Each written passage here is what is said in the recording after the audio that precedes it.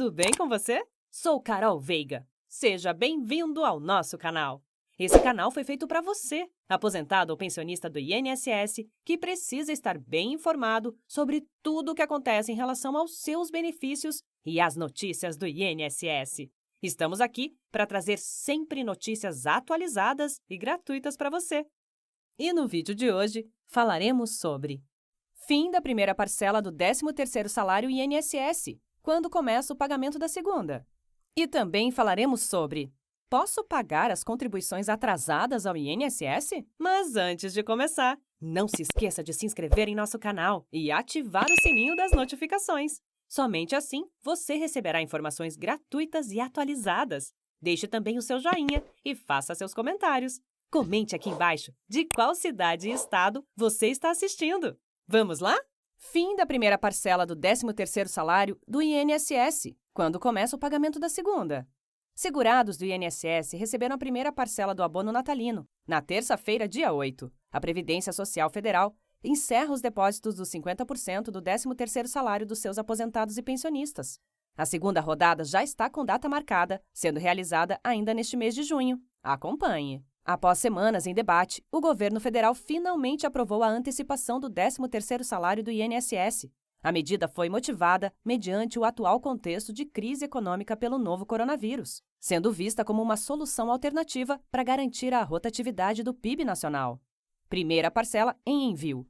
Os depósitos da primeira parcela foram iniciados no dia 25 de maio, inicialmente apenas para quem recebia mensalidades de até um salário mínimo. Na sequência, o INSS foi concedendo o benefício para os grupos restantes, encerrando oficialmente os repasses desse primeiro lote nesta terça-feira, dia 8. O valor foi enviado diretamente para a conta bancária informada pelos segurados ao INSS, a mesma em que tradicionalmente costumam receber seus salários. É válido ressaltar que, nesse caso, a autorização de saque é imediata, ou seja, a quantia pode ser retirada no mesmo dia. Segunda parcela iniciada no fim de junho. De acordo com o cronograma elaborado pelo INSS, a segunda parcela passará a ser concedida no dia 24 de junho. Os primeiros contemplados serão aqueles cujo número final de inscrição é 1. No dia 25, os de final 2 e assim por diante. É importante ressaltar ainda que, primeiramente, o INSS libera o benefício para quem está com renda fixada no piso nacional. Os segurados com valores até o atual teto de R$ 6.433 são convocados na sequência. Calendário de pagamento do 13º salário pelo INSS. Benefícios com valor de até um salário mínimo. Final 1, primeira parcela do 13º, 25 de maio. Segunda parcela, 24 de junho. Final 2, primeira parcela, 26 de maio. Segunda, 25 de junho. Final 3, primeira parcela, 27 de maio. Segunda, 28 de junho. Final 4, 28 de maio, 29 de junho. Final 5, primeira parcela 31 de maio, segunda 30 de junho. Final 6, primeira parcela 1º de junho, segunda parcela 1º de julho. Final 7, 2 de junho, 2 de julho. Final 8, 4 de junho, segunda parcela 5 de julho. Final 9, primeira parcela 7 de junho, segunda parcela 6 de julho. Final 0, primeira parcela 8 de junho, segunda parcela 7 de julho. Benefícios com valor acima de um salário mínimo. Final 1 e 6, primeira parcela 1º de junho, segunda parcela 1º de julho. Final 2 e 7, primeira parcela 2 de junho, segunda parcela 2 de julho. Final 3 e 8, primeira parcela 4 de junho, segunda parcela 5 de julho. Final 4 e 9, primeira parcela 7 de junho, segunda 6 de julho. Final 5 e 0, primeira parcela 8 de junho, segunda parcela 7 de julho. Valores do 13º salário. O valor exato a ser pago varia de acordo com a realidade financeira de cada cidadão. De modo geral, o INSS está liberando 50%. Ou seja, quem mensalmente tinha acesso a um depósito de R$ 2.200, durante o mês de junho, recebeu R$ 3.200, sendo R$ 2.200 do salário e R$ 1.100 dos 50% do 13º salário. Na segunda rodada, no entanto, haverá reajustes e descontos, tomando como base as declarações do imposto de renda.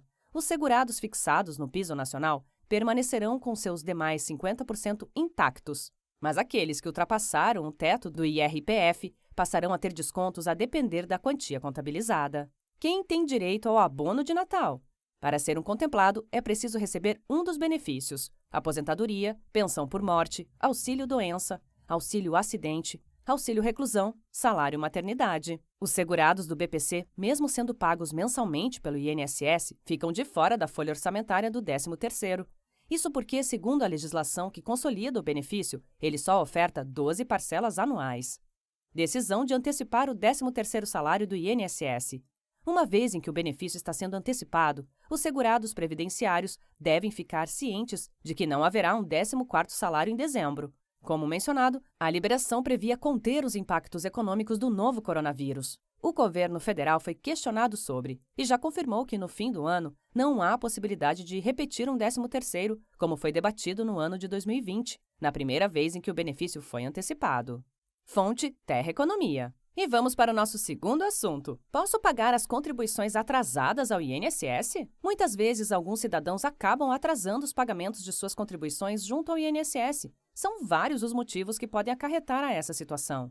Pensando no momento de crise que estamos vivendo, elaboramos esse artigo para te explicar se é possível pagar as contribuições em atraso. Confira! Quem são os segurados do INSS?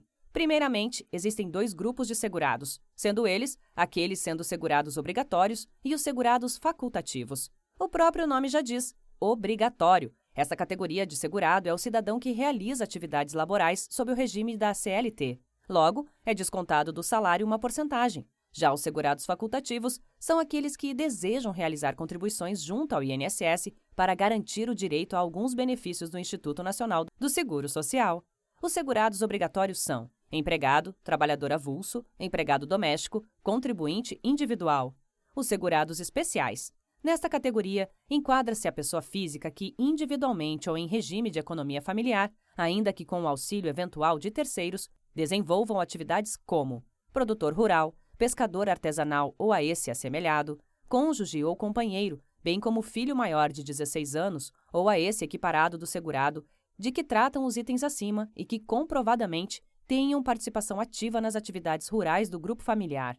O índio reconhecido pela Fundação Nacional do Índio, FUNAI, o artesão que utilize matéria-prima proveniente de extrativismo vegetal. Ressaltando que, ao segurado especial, a legislação garante a possibilidade de contribuir facultativamente, caso seja do seu interesse.